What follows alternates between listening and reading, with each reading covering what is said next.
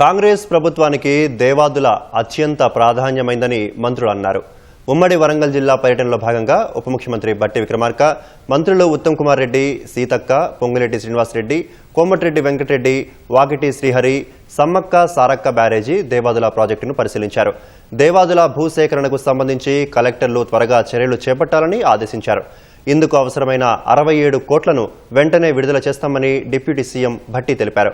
కాళేశ్వరంపై justice Ghosh commission నివేదిక చూసి నిర్ఘాంతపోయామని ఉత్తమ్ కుమార్ రెడ్డి అన్నారు. ప్రాజెక్టు కూలడానికి కారణమైన వారే తమకిస్తే బాగు చేయిస్తామని అంటున్నారని మండిపడ్డారు. కాళేశ్వరం ప్రాజెక్టు డిజైన్ చేసింది ఎవరు? వాళ్లే. కట్టింది ఎవరు? వాళ్లే. ఇనాగ్రేట్ చేసింది ఎవరు? వాళ్లే. నీళ్లు నింపింది ఎవరు? వాళ్లే. కూలిపోయింది ఎప్పుడు? వాళ్ళ హయాంలోనే. ఆ రోజు ముఖ్యమంత్రి ఎవరు? కల్వకుంట్ల చంద్రశేఖరరావు గారు. ఇరిగేషన్ మంత్రి ఎవరు? కల్వకుంట్ల చంద్రశేఖరరావు గారు. గతంలో పరిపాలించిన వాళ్ళు వాళ్ళ నిర్లక్ష్యం వల్ల, వాళ్ళ అసమర్థత వల్ల, వాళ్ళ అవినీతి వల్లనే మేడిగడ్డ బ్యారేజ్ కూలిపోయిందని ఇచ్చిండ్రు. మొత్తం న్యాయ వ్యవస్థనే అవమానపరిచే విధంగా బీఆర్ఎస్ పార్టీలో పెద్ద మనుషులు మాట్లాడడం ఇది సబబు కాదు. దాంట్లో మేము ఏమీ రాజకీయాలు చేయలేదు.